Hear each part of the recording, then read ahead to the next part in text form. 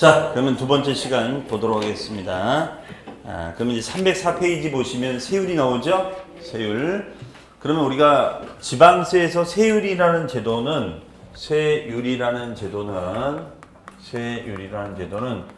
가지가 있었다. 이렇게 했었어요. 첫 번째는 기본이 되는 세율을 뭐라고 배웠죠? 기본이 되는 세율, 표준세율. 네, 기본이 되는 것이 표준세율이다. 그 다음에 두 번째, 표준의 범위를 벗어난 예외적인 세율을 뭐라고 한다고요? 특례세율. 특례, 특별한 예다 이거죠. 특례. 그 다음에 뭔가 이제 규제할 목적으로 하는 것을 중과세율 이렇게 합니다. 중과세율. 네. 이게 이제 취득세 같은 경우에는 이 제도가 다 있어요. 다 이렇게 있었거든요. 그런데 지금 우리 등록면허세 같은 경우에는 표준세율 제도도 있어요. 근데 특례세율은 없어요. 특례세율 제도는 없고 중과세율 제도 이 두 가지만 존재한다는 거야. 그러니까 취득세하고 등록면허세는 세율 규정이 비슷한데 약간 차이가 있어요. 이런 것들만 나중에 정리를 하시면 됩니다. 자, 그러면 우리 등록면허세 같은 경우에는 표준세율이 일단 크게 두 가지로 이렇게 구분이 돼요. 어떻게 이걸 구분해놨냐면 갑구하고 을구로 구분했어요. 갑구, 을구. 그럼 갑구, 을구는 등기부 등본상의 갑구, 을구를 말합니다. 그럼 등기부 등본상에는 이제 갑구라는 내용과 을구가 있는데 갑구에는 이제 뭘 표시하냐면 소유권에 관한 등기를 표시하고 을구는 이제 이외의 등기를 표시한다. 이렇게 표현합니다. 그럼 이걸 왜 이렇게 나눠놨냐면 이런 거예요. 사실 한 장에다 그냥 다 해도 돼. 소유권이든 뭐 이외의 등기든 다 해도 되는데 그렇게 하면은 너무 복잡한 거야. 그럼 등기부가 너무 지저분하고 우리가 봐도 몰라. 봐도 이게 뭐 하는 건지. 그래서 소유권이 바뀌었을 때는 갑구에다가 표시하고 소유권 외적인 어떤 권리관계가 표시됐을 때는 이외의 등기로 표시를 해준다. 이런 얘기예요. 이해하셨습니까? 무슨 말인지? 네. 자, 그러면 소유권에 관한 등기는 우리가 뭐 매매라든가 아니면 증여라든가 아니면 상속이라든가 네, 이런 것들을 말합니다. 그 다음에 이제 이외의 등기 같은 경우에는 뭐 저당권을 설정했다거나 지상권을 설정했다거나 이런 설정 등기가 여기에 해당이 됩니다. 이런 설정 등기가 여기에 해당이 돼요. 뭐 매매를 했다거나 증여를 했다거나 상속을 했다거나 그렇죠. 그런 식의 우리가 등기를 말합니다. 하지만 저당권 설정, 지상권 설정 이런 설정 등기는 이외의 등기라고 한다. 이런 얘기예요. 그래서 소유권에 관한 등기냐 이외의 등기냐 이렇게 좀 구분한다는 것이죠. 그러면 여기에 이제 곱하기 세율을 곱해주면 되겠죠. 이해하시겠죠? 그러면 이런 이외의 등기에는 세금률이 몇 프로냐면 똑같아요. 0.2%. 무조건 0.2%야. 무조건 0.2%. 다만 소유권에 관한 등기는 좀 세율이 다르게 다 표시가 되어 있어요. 그럼 이 세율을 외워야 되느냐? 뭐 나중에는 외우면 되겠지. 근데 지금은 이런 것이 있다는 것만 봐주시면 돼요. 지금 세율이 몇 프로다? 이런 것들은 모두 상관없어요. 왜? 어차피 까먹을 거니까. 그렇죠? 이거 지금 외우면 다음 주에 기억이 날까요? 안 날까요? 네? 기억이 난다고요? 이러시면 안 돼요. 기억이 안 나야 돼. 그렇죠? 기억이 잘 안 나. 그렇죠? 그러니까 이런 것들은 계속 반복해서 들으면 돼. 그러니까 지금은 뭘 외우는 게 중요한 게 아니에요. 지금 뭐 갑구란 말, 을구란 말, 소유권에 관한 등기, 이외의 등기 이런 표현들에 익숙해져야 돼요. 그렇죠? 세금률은 나중에 외우면 돼. 보고 또 보고 그렇게 하면 되는 거니까. 네. 그래서 이렇게 소유권의 변동사항을 기록한 게 갑구. 그 다음에 저당권, 지상권, 지역권 이런 이외의 등기사항을 하는 것을 을구 이렇게 표현합니다. 네, 이것을 뭐라 한다? 표준세율. 네, 이렇게 보시면 되겠죠. 자, 어쨌든 이런 표준세율 제도가 있고 그 다음에 중과세율 제도는 뭐가 있냐면 이거는 대도시 내에 법인 등기를 냈을 때 중과한다. 이렇게 되어 있어요. 대도시 내 법인 등기를 냈을 때 중과한다. 그러면 대도시 내 법인 등기라는 건 뭐냐? 법인을 설립하거나 법인을 전입했다. 이런 등기를 했을 때는 우리가 중과를 하겠다. 그럼 중과를 하는 이유는 뭐냐면 여기에 액센트가 있는 거야. 대도시 내. 왜 하필 대도시의 법인을 설립하냐 이거야. 그러면 대도시라는 말은 직역하면 인구 50만 이상의 도시를 대도시라고 합니다. 인구 50만 이상의 도시. 네. 그럼 평택은 인구 50만 이상인가요? 그럼 몇 만이죠? 47만? 3만 명이 모자르네. 그럼 평택에다가 설립하면 문제가 된다, 안 된다? 안 된다는 거야. 대도시가 아니니까. 50만이 안 되니까. 그렇죠? 맞죠? 47만. 확실해요? 49만 아니야, 혹시? 47만. 그렇죠? 네, 그 3만 명이 이제 늘어나겠지. 그러면 대도시가 되는 거야. 왜 이런 대도시에다가 인구 많은 대도시, 서울이나 대전이나 대구나 이런 대도시에다가 이렇게 뭘 설립하느냐. 그럼 이것이 왜 문제가 되냐. 이거를 설립하게 되면 뭐가 따라 들어와요? 사람이 따라 들어온다. 이거 사람이. 그렇죠? 사람이 따라 들어온다. 사람이. 그러면 사람이 따라 들어오니까 이거 문제가 되는 것 아니냐. 이거죠. 사람이 따라 들어오니까. 그러면 이거에 대해서는 우리가 중과를 하겠다. 그러면 어느 정도 중과할 거냐면 기본세율. 저기서 봤던 기본세율에 대해서 곱하기 3배만큼 중과를 하겠다. 이거예요. 3배만큼 중과하겠다. 여기 바로 이제 표준세율 제도고 중과세율 제도다. 이렇게 얘기합니다. 그래서 표준과 중과 이렇게 합니다. 표준과 중과. 요게 다예요. 요게 다. 그렇죠? 그러면 세율 외우는 거는 나중에 외우자. 이해만 하자. 이런 얘기예요. 그러면 그 교재 보시면 박스에 소유권이란 말 나오죠?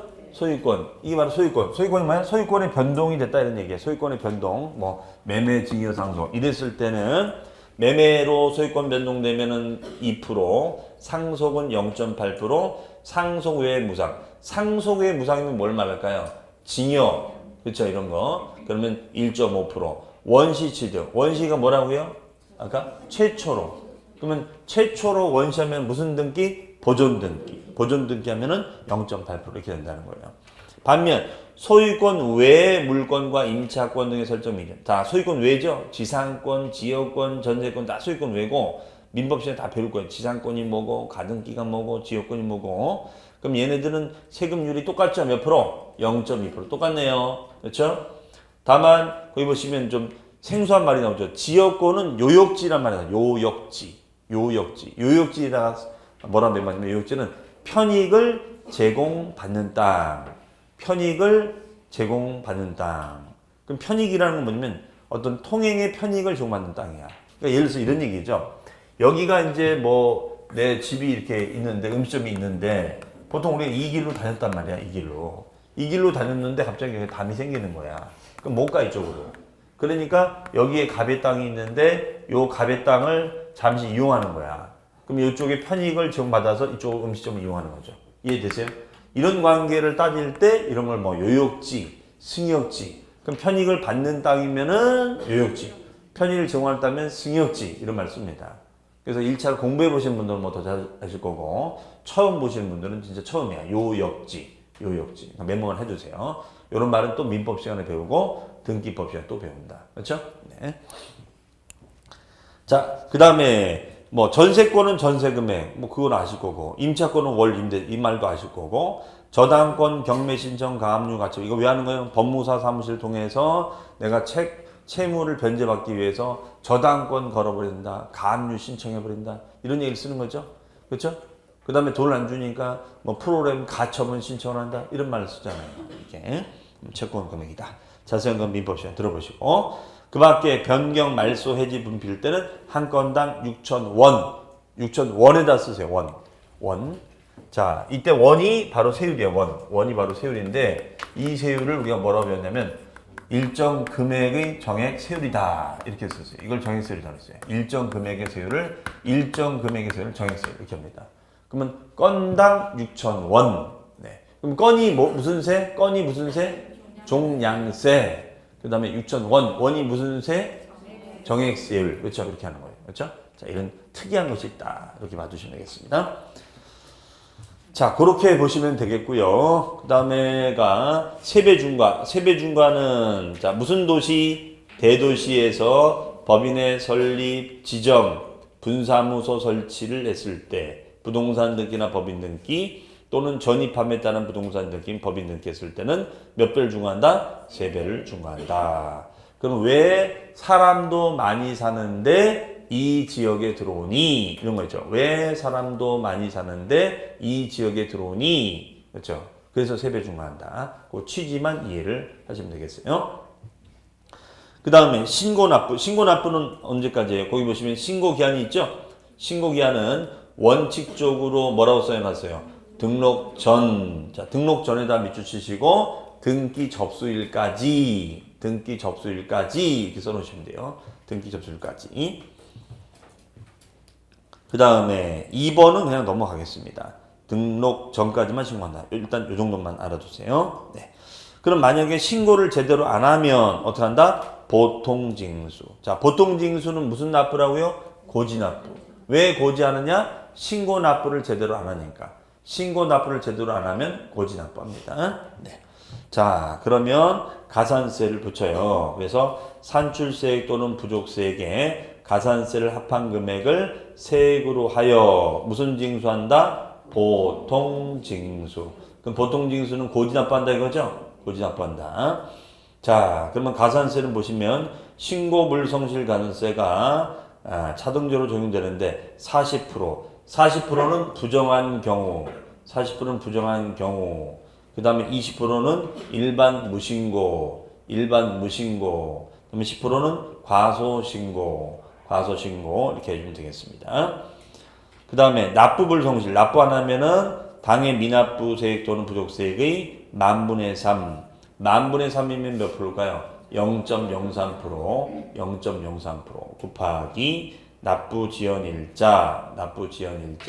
네, 이렇게 되어 있습니다. 그 다음에 부가세가 뭐라고요? 덧붙여지는 세금이죠? 덧붙여지는 세금이다. 이렇게 해서 지방교육세, 농특세. 그러면 등록면허세 납세무자는 등록면허세 납부세액의 20%, 감면받으면 감면세액이 몇 프로? 20% 이렇게 되어 있습니다. 납부할 때도 납부세액이 20%. 그럼 납부세액이 20%는 뭐가 달라붙어요? 지방교육세. 그러면 감면받을 때는 농특세가 20%. 깎아져도 부가세가 있고 납부해도 부가세 있어. 이리해도 붙고 저리해도 붙어. 그렇죠? 네. 그러니까 이 세금 우리가 얼마나 많이 내는 겁니까? 그렇죠? 그럼 난 나라를 위해서 한 일이 없다 하지만 그동안 낸 세금이 여러분들 의무로 양으로 꽤 많은 거예요. 그렇죠? 내가 소위 말해서 홈쇼핑에서 산 거 이제는 누르지 말아야지. 나도 모르게 또 눌렀어. 그럼 거기에 부가세가 또 있는 거야. 그렇죠? 마감이 임박하였습니다. 왠지 내가 동참해야 될 것 같아. 그리고 누르고 나서 이러면 안 되는데 나도 또 이미 눌렀어. 그러면 부가세 또 낸 거야. 그렇죠? 그건 낸 세금이 엄청 많은 거야. 그동안에. 그렇죠? 그러니까 여러분들 나라를 위해서 저도 마찬가지지만 낸 세금이 꽤 많다. 그렇죠? 자, 그러면 예를 들어서 이런 거죠. 한번 예를 든다면 만약에 어떻게 계산한다는 거냐면 이거예요. 아까 한 예를 든다면 만약에 담보대출을 받았어요. 담보대출을 받으면 예를 들어서 이거에 대해서 무슨 설정한다? 저당권 설정. 저당 붙잡아뒀다 이래. 붙잡아뒀다. 그럼 말 그대로 저당권 설정 등기랍니다. 저당권 설정 등기. 그러면 저당권 설정 등기를 하게 되면은 이때는 설정 부분에 대해서는 채권 금액에 대하여 곱하기 몇 프로? 0.2% 이렇게 과세하면 된다 이거예요. 그러면 채권 금액이 만약에 1억 원이다. 그러면 1억 원에 대해서 0.2%. 1억 원 0.2%. 그러면 1억 원에 대해서 0.2%를 때리자. 1억 원에 대해서 0.2%. 그렇죠? 그러면 세금이 얼마일까요? 1억 원에 천천히 하면 돼. 시간도 많은데. 1억 원에 20%면 2천만 원. 2%면 200만 원. 0.2%면 20만 원. 갑자기 한꺼번에 계산을 하면은 이게 회전이 잘 안 돼요. 맨날 계산기로 하다가. 그럼 20만 원이야. 20만 원. 그렇죠? 20만 원. 그럼 20만 원이 내 등록 면허세예요. 그렇죠? 그럼 이게 독립세야, 독립세. 그러면 20만 원이 등록 면허세만 내나요? 여기 딸려붙는 게 뭐가 있다고 방금? 부가세가 있다고 그랬죠? 그 부과되는 게 뭐가 있다고 플러스 뭐가 있다고요? 네? 농어촌 특별세. 그건 감면됐을 때. 감면일 때는 농특세고 납부일 때는 뭐가 돼 있어요? 지방교육세. 그렇죠? 지방교육세. 네. 그건 지방교육세야. 지방교육세가 부과됩니다. 지방교육세가 부과된다. 그러면 지방교육세가 몇 프로? 20%. 20%가 부과된다. 20%. 그렇죠? 그러면 20만 원에 20%면 얼마예요? 20만 원 20%면 4만 원이죠. 20만 원에 20%가 되는 거니까 4만 원이 부과가 되는 거죠. 4만 원. 그럼 토탈 입금액은 얼마가 되는 거야? 24만 원 입금하는 거야. 이해되세요? 네, 이런 식으로 계산되는 거야. 근데 만약에 내가 요 이제 빚을 갚아서 대출을 대출빚을 대출을 변제했단 말이에요. 변제가 되면 어떻게 돼요? 이제 변제가 되면 말소하는 거죠, 이렇게. 그렇죠? 그러면 말소등기가 되는 거죠, 말소등기. 그럼 말소등기가 되면 말소등기 한 건당 곱하기 얼마? 6,000원. 그렇죠? 6,000원이 된다. 한 건당 곱하기 6,000원. 그렇죠? 네, 한 건당 곱하기 6,000원이 됩니다. 그러면 얼마가 된다? 세금은 6,000원이 된다. 요게야, 이거. 그렇죠? 그럼 이게 바로 뭐가 된다? 종량세. 이게 바로 뭐가 된다? 정액세. 그렇죠? 네. 어떻게 하는지 아시겠어요? 네, 이런 식으로 계산이 됩니다. 자, 그러면 이제 등록면허세는 요 정도로 하고요. 그 다음에 이제 오른쪽에 3번에 재산세. 자, 재산세자 별표시 하시고, 이거는 시험 문제가 2문제에서 한 3문제 정도가 출제가 돼요. 네. 그럼 우리가 지금 뭘 한 거냐면, 그동안 그나저나 그동안 뭘 했나? 그렇죠? 뭘 열심히 듣긴 들었는데, 그나저나 뭘 했어? 그렇죠? 여러분 집에 가셨는데, 아니 뭐 열심히 뭘 듣고 왔는데, 당신 뭐 듣고 왔어? 글쎄 내가 뭐 하다 왔지? 네, 이러면 안 되죠. 그럼 우리가 그동안 배운 게 뭐냐면 조세가 뭐 하는 거냐? 조세에서 알아야 될 용어, 조세의 분류, 그 다음에 취직할 때는 취득세, 또 홍길동면허 등록하면 내야 되는 등록면허세, 여기까지 공부를 하신 거예요. 네. 그래서 취득과 관련된 세금을 이제 공부를 하신 거야, 이제. 그러면 취득을 했어, 이제. 그럼 취득을 하자마자 바로 팔아요? 아니면은 취득을 해서 좀 일정 기간 들고 있다가 팔아요? 일정 기간 보유하고 있다 팔겠죠. 그러니까 보유세를 알아야 된다 이거예요. 그러면 이제 의뢰인이 물어보겠지. 내가 이걸 소사발지구 아파트를 분양받았는데 이거 한 3, 4년 갖고 있다 팔 건데 그동안 나는 무슨 세금을 내는 건가요? 그걸 안내를 해줘야 될 거 아니야. 그러면 무슨 세금 낸다? 재산세도 있고 종합부동산세 두 가지가 있다 이거예요. 그러면 재산세를 이제 공부를 해보자 이거죠. 그러면 재산세가 뭐 하는 세금이냐? 많이 들어본 거야. 등록면허세는 좀 우리가 좀 생소하긴 하지만 재산세는 많이 들어봤어요. 그렇죠? 많이 들어봤습니다. 그러면 재산세.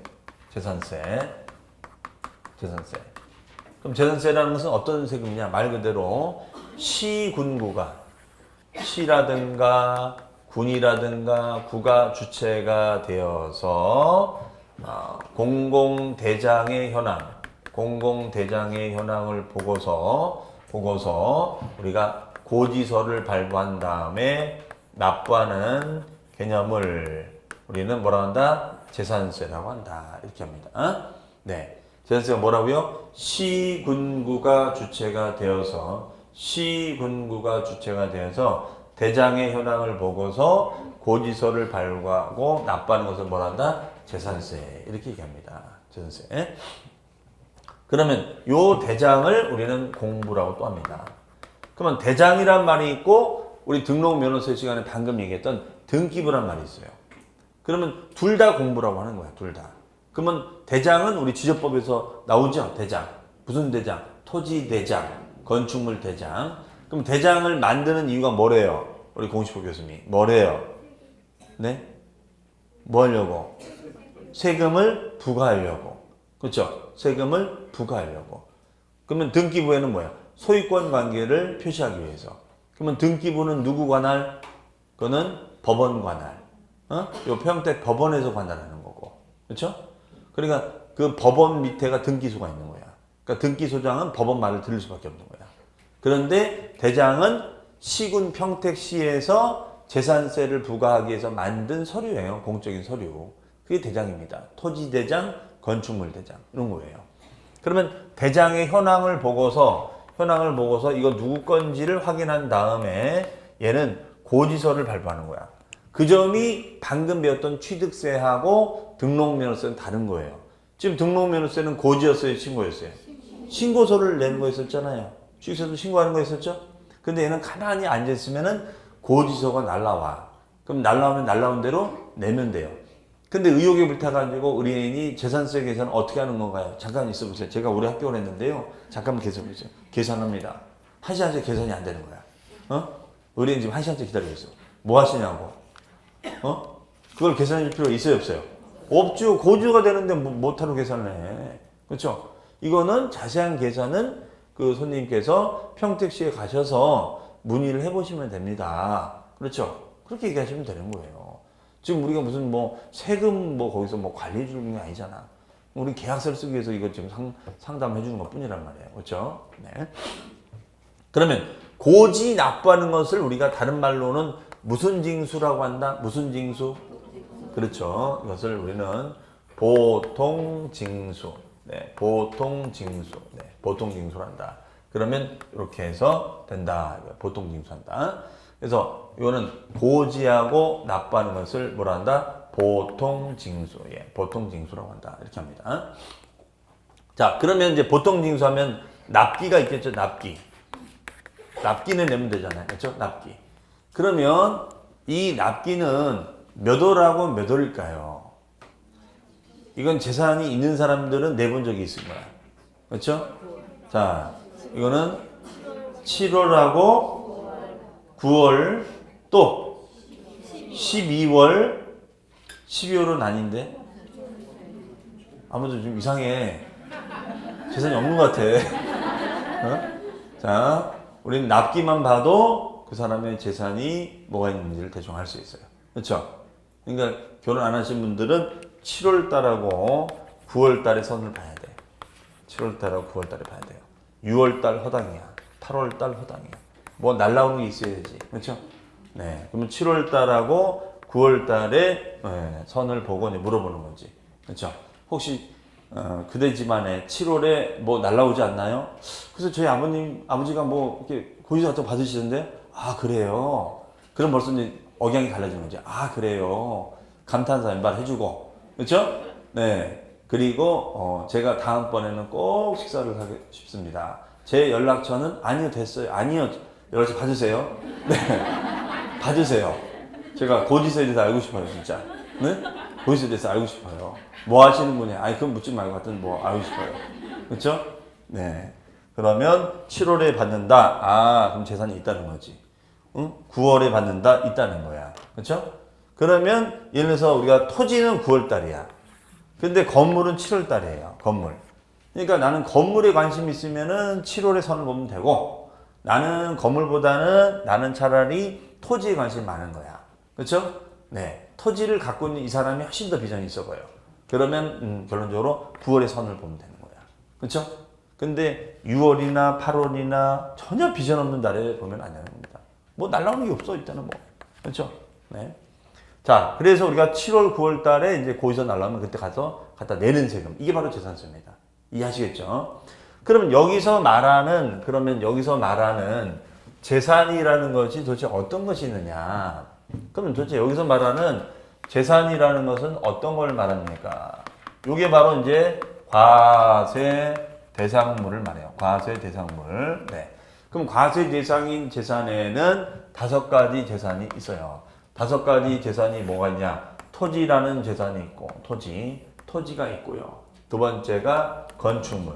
두 번째가 이제 건축물이라는 재산이 있고, 그 다음에 주택이라는 재산이 있고요. 주택. 그 다음에가 이제 선박이라는 재산이 있고, 그 다음에가 이제 항공기라는 재산이 있습니다. 네, 이런 재산이 있어요. 그래서 토지, 건축물, 주택, 선박, 항공기 이 5가지 재산이 있습니다. 토지, 건축물, 주택, 선박, 항공기 이 5가지 재산에 대해서 우리가 얘기를 하고 있습니다. 5가지 재산이다. 그러면 토지, 건축물, 주택, 선박, 항공기 5가지 재산을 가지고 있으면은 이거에 대해서 고지하겠다 이거죠. 이거에 대해서 고지하겠다. 그렇죠? 그러면 토지도 되고 건물도 되고 주택도 되고 선박, 항공이 되는데 문제는 우리가 승용차 같은 거 있죠. 승용차도 재산 아니에요? 승용차? 그럼 승용차는 재산세가 나올까요? 안 나올까요? 승용차는? 안 나오죠. 왜 안 나올까요? 승용차는? 그렇지. 승용차는 자동차세를 내잖아. 그럼 자동차세를 1년에 몇 번 내죠? 이거 답변 못하면 자동차 없다는 거야. 확실해. 갑자기 긴장이 됩니다. 자, 1년에 2번에 1년 2번, 1년에 2번이야. 응? 1년에 2번, 1년에 2번. 어떤 분은 3번 낸다고 그래. 가짜야, 이거. 없는 거 확실해요. 응? 그러니까 금방 판별이 돼요. 저 양반이 승용차가 있는지 없는지, 재산이 있는지 없는지는 고지서 납기만 물어봐도 알아. 응? 다른 거 물어볼 필요 없어요. 그러면은 바로 자산 판별이 되는 거야. 그러니까 얼마나 좋아. 이 세금만 알아도 선볼 때 너무 많은 도움이 되는 거야. 그렇죠? 네. 자동차세는 1년에 몇 번, 선을 받는데 질문이 자동차세는 1년에 몇 번 내는 거야. 그렇죠? 네. 3번이요. 비전이 없는 거야. 빨리 물 한 잔 먹고 나와야 버려야 돼. 그렇죠? 없다는 거잖아, 지금. 그렇죠? 네. 연락 끊읍시다. 그렇죠? 무슨 연락처야, 연락처. 그렇죠? 그러면 자동차세를 한 번만 낼 수 있을까요? 한 번만? 네. 맞아. 한 번만도 가능해. 그럼 할인받아. 그럼 한 번만 낸다고 상대편이 답변했어. 그러면 만나야 되는 거야. 근데 한 번만 낸다고 했는데 답변을 잘못했다고 해서 나와버리면 잘못한 거지. 그렇죠? 한 번도 낼 수 있어요. 네. 그러면 놓치는 거야, 이제. 그 사람 놓치는 거야. 자, 그래서 얘는 자동차세를 내기 때문에 재산세를 따로 내지는 않습니다. 그러면 토지재산, 건물재산, 주택재산, 선박, 항공 이런 동산, 부동산 다 세금을 내도록 돼 있어요. 이게 바로 재산세야. 어려운 얘기 아니죠? 그렇죠? 네. 이거 외에는 재산세가 안 나옵니다. 자, 그러면 여기서 또 중요한 거는 그러면 이 재산에 대해서 중요한 거는 누구에게 고지할 거냐가 중요한 거예요. 누구에게. 재산세는 이게 중요해요. 납세무자. 납세무자가 중요해요. 납세무자. 그러잖아. 이건 도대체 누구에게 고지할 거야, 이거. 누구에게 고지할 거야, 이거야. 누구에게. 그렇죠? 재산세 납세무자는 도대체 누구에게 고지할 거냐, 이거야. 이 누구가 중요한 거야. 왜냐하면 물건이 바뀌거든. 물건이 바뀌어, 부동산이. 예? 무슨 말이에요? 이런 토지나 건축물 재산. 예를 들어서 만약에 이런 얘기지. 여기 토지가 있는데, 여기 뭐 지제역에 있는 땅이에요. 지제역에 며칠 날 개통이에요? 12월 9일 날인가? 8일인가요? 7일이야? 확실해요? 네. 7일 날? 네. 7일 날. 그럼 7일도 가고 8일도 가면 되지 뭐. 그렇죠? 자, 그러면은 지제역에 내가 땅을 갖고 있다. 토지를 갖고 있는데 여기 갑도 가지고 있었고 을도 가지고 있었고 병도 가지고 있었다 이런 얘기야. 그렇죠? 그럼 만약에 2016년도 3월 2일 날 매매를 했고 만약에 2016년도 8월 10일 날 매매를 했다 이런 얘기예요. 맞습니까? 자, 그러면 이런 경우에 4월 2일 8월 10일 날 매매를 했다. 그러면 이런 경우에 재산세는 누구에게 고지할 것인가? 이거죠. 재산세는 누구에게 고지할 것인가? 왜? 소유권이 바뀌었잖아. 그럼 갑도 소유하고 있었고, 을도 소유하고 있었고, 병도 소유하고 있었다. 이런 얘기잖아요. 그렇죠? 그럼 이거를 누구에게 고지서를 발송할 것인가? 이런 얘기예요. 누구에게 고지서를 발송할 것인가? 그렇죠? 그럼 뭔가 이때는 기준 날짜가 좀 있어야 돼. 왜냐면 그러면 이렇게 생각할 수도 있거든요. 갑한테 3분의 1 고지하고 얘한테 3분의 1 고지하면 되지 않느냐? 근데 문제는 뭐냐면 납세무자들이에요? 납세무자야? 납세무자. 이 단순한 말이에요. 그러니까 한 사람을 결정해 줘야 돼. 그래서 이 재산세를 할 수 없이 납세무자를 결정하는 납세의 성립 시기를 따질 때는 얘는 과세할 수 있는 기준 날짜가 필요하게 된 거예요. 기준 날짜가. 그럼 그 기준 날짜를 매년 정하고 매년 6월 1일 현재 시점으로 정하고 있는 거예요. 이게 되게 중요한 얘기야. 그러면 6월 1일 현재 시점에 소유자가 내라 이거예요. 이해되세요? 그럼 6월 현재 시점의 소유자면 갑이야, 을이야, 병이야? 네? 갑이야, 을이야, 병이야? 을이죠? 을이죠. 금방 알 수 있죠? 그렇잖아요. 3월 2일 날 매매가 되고 8월 10일 날 매매가 됐으니까 이거 누구한테 고지서 발송해 주면 되는 거야? 을에게 고지서를 발송해 주면 되는 거죠. 을에게. 이해되세요? 을에게 고지서를 발송하자 이거야. 을에게. 그러니까 이걸 판별이 될 수 있는 거지. 그러니까 6월 1일 날짜가 중요하죠. 이 날짜를 뭐라 한다? 과세 기준일 이렇게 하는 거야. 과세 기준일 이렇게 얘기하는 거예요.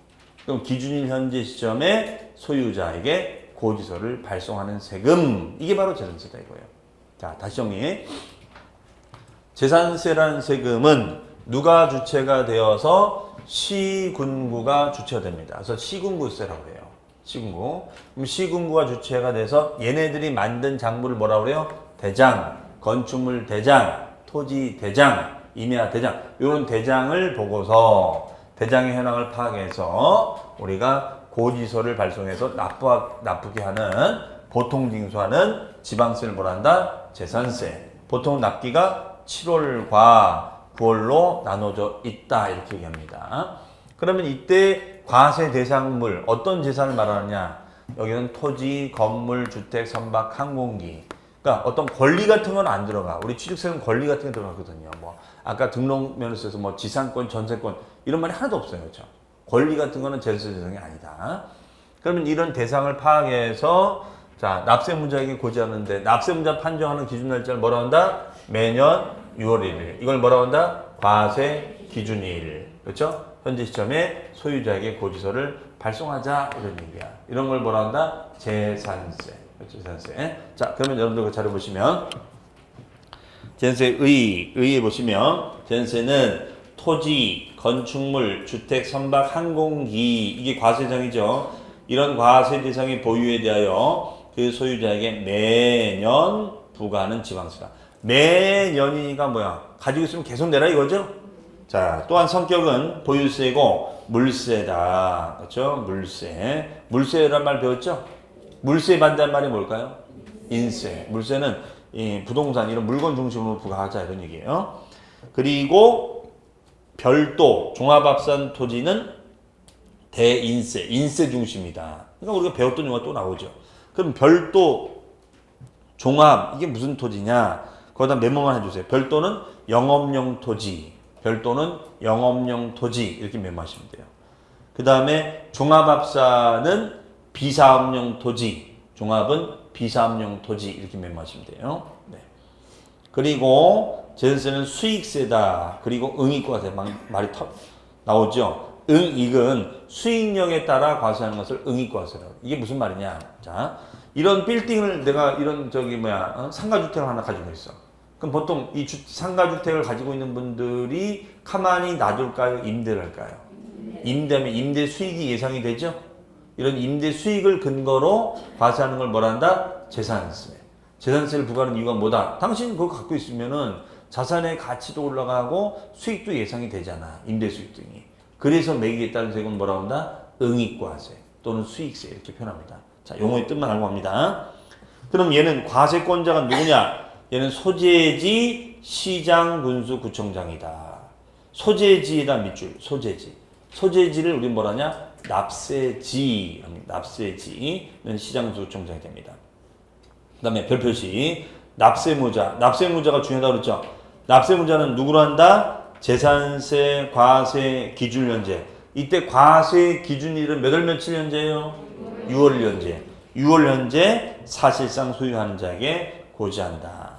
다만 공유재산, 공유라는 것은 공동 소유한다는 거예요. 공동 소유하는 재산에 대해서는 지분권자가 납세무자가 되고 지분 표시가 없을 때는 뭐한 것으로 본다? 균등한 것으로 본다. 그럼 지분 표시가 없으면 균등. 그러면 만약에 이게 공동 소유되는 땅이에요. 공동 소유되는 땅이다. 그러면 여기에 갑의 명의로 6이 돼 있고 지분이 을의 명의로 4로 돼 있다. 누구에게 고지한다? 갑에게 고지하고 을에게 고지한다. 맞죠? 네, 이렇게 각각 고지하겠다는 얘기예요. 자, 그 다음에 주택의 건물과 토지의 소유자가 달라. 그럴 수 있어요. 건물은 아들 명의로 돼 있고 토지는 엄마 명의로 돼 있는 거야. 그럴 수 있어요. 그래도 일단은 산출세액을 계산한 다음에 시가표준의 비율로. 자, 시가표준은 이제 아시죠? 시가표준액은 뭐야? 시장군수가 만든 기준금액이죠. 그런 시가표준의 비율로 안분 나누어서 계산한 다음에 소유자에게 고지합니다.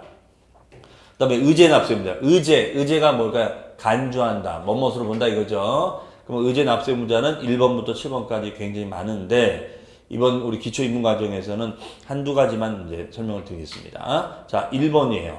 공적인 장부상의 소유자가 매매 등의 사유로 소유권의 변동이 있었음에도 이를 신고하지 아니하여 소유자를 알 수 없을 때는 누구로 한다? 공부상의 소유자. 자, 공부가 뭐라고요? 누구? 대장. 그렇죠. 대장상의 소유자다. 이게 뭔 소리냐면요. 이게 무슨 소린가? 자, 이럴 수가 있다는 거예요. 우리가 근데 요 사례에서는 납세무자를 이제 금방 알아냈는데, 이제 그 얘기는 무슨 뜻이냐면, 이런 얘기예요. 만약에 자 매매를 했습니다. 자 매매를 했어요. 매매를 했는데 지금 2016년도 5월 29일 날 잔금은 떨어졌어요. 잔금은 떨어졌는데 아직 홍길동 명의로 등기가 안 떨어진 거야. 그럴 수 있을까요? 그럴 수 있습니다. 자, 그러면 이 경우에는 매도인한테 고지할 건가 매수인한테 고지할 건가 지금 이런 얘기예요. 이건 당연히 누구한테 고지한다? 매도인, 네? 매도인 매수인. 매도인한테 고지해야 되죠. 그러면 안 돼요. 이거는 매수인한테 고지해야 돼요. 네, 매수인한테.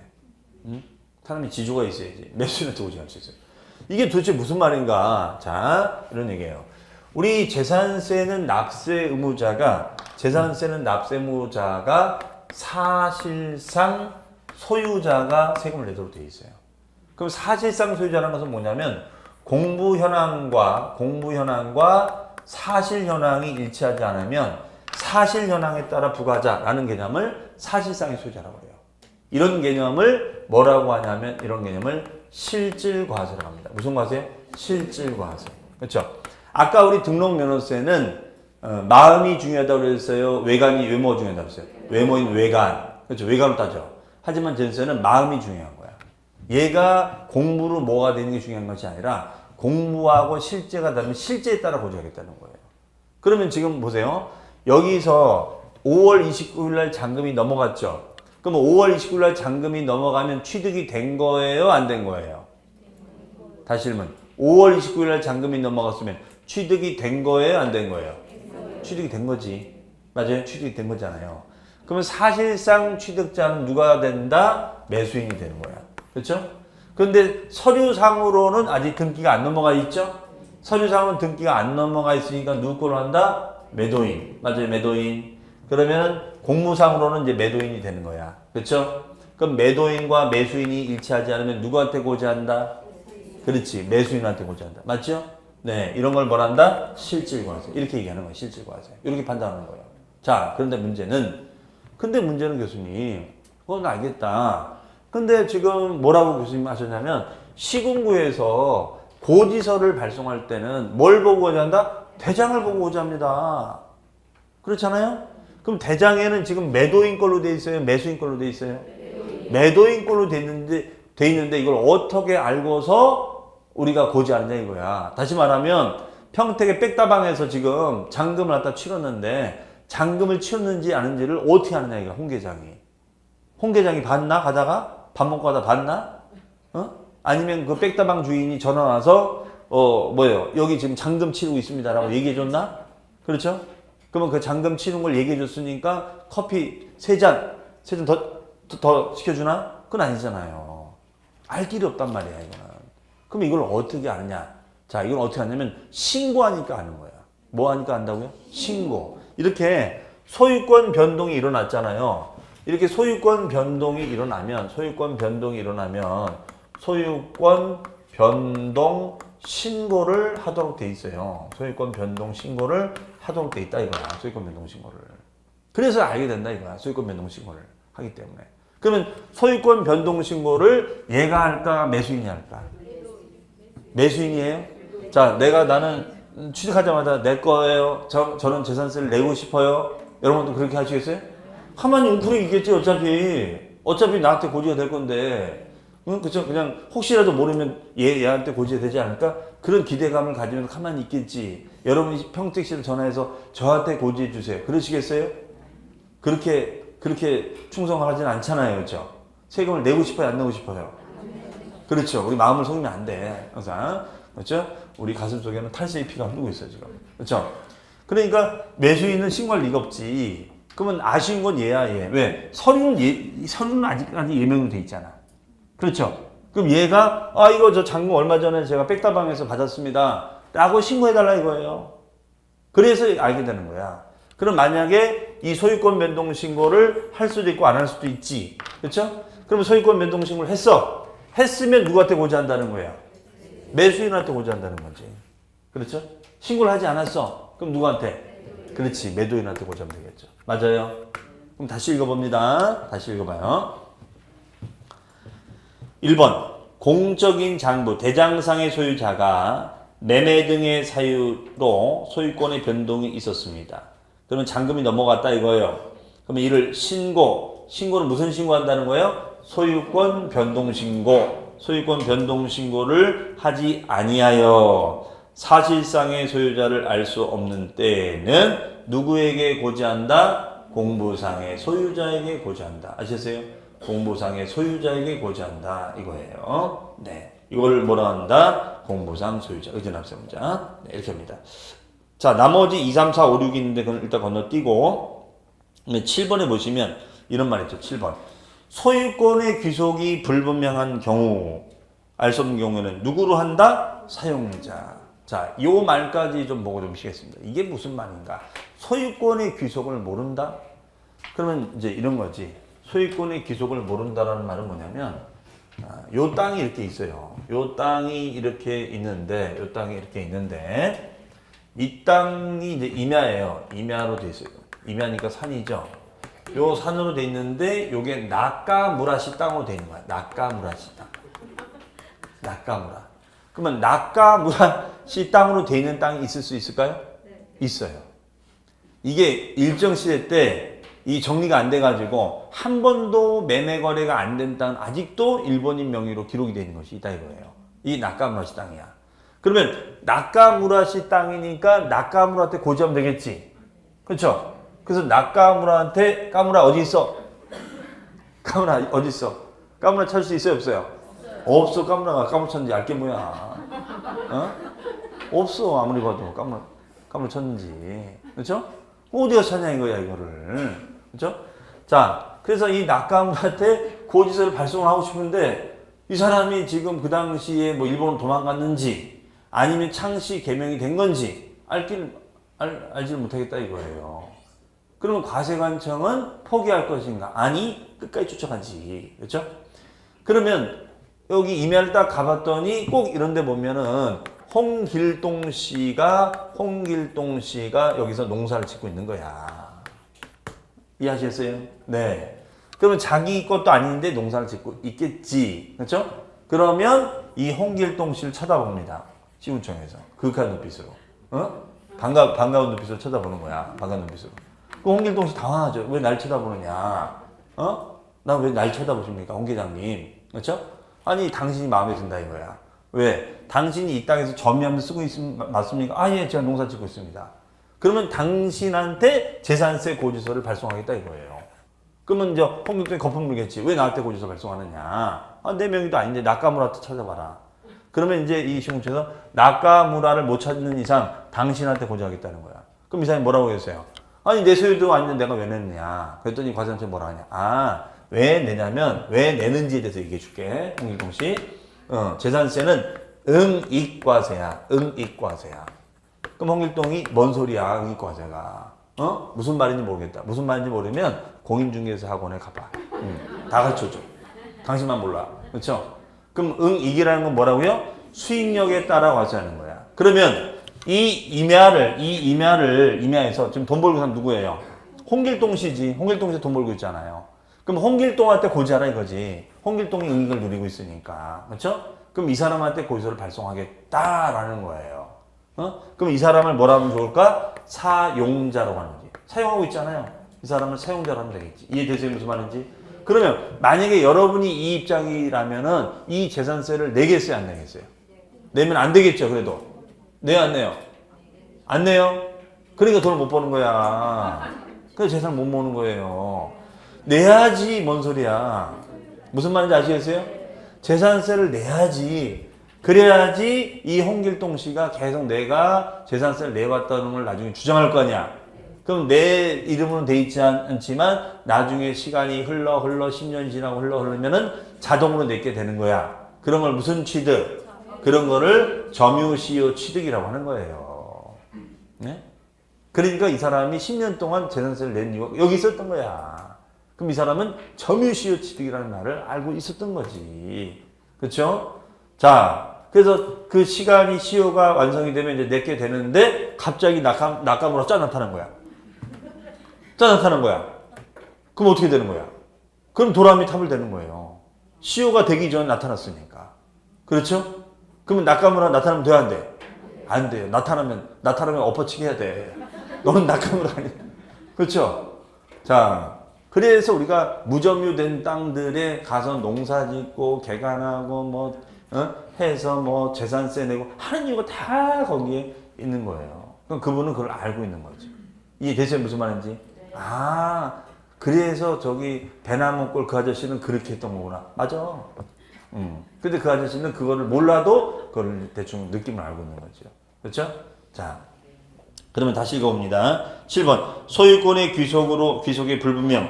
귀속의 불분명이라는 건 이렇게 외국인 명의로 돼 있어서 알 수 없다거나 행방불명이 된다거나 그래서 누구 건지의 귀속을 알 수 없다면 누구한테 고지한다? 사용자.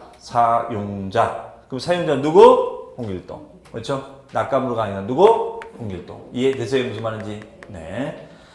자, 그럼 나머지 2번부터 6번까지는 나중에 이제 기본서 나올 때 또 자세히 설명을 드리도록 하겠습니다. 자, 그러면 잠시 쉬었다가 과세 대상부터 보도록 하겠습니다.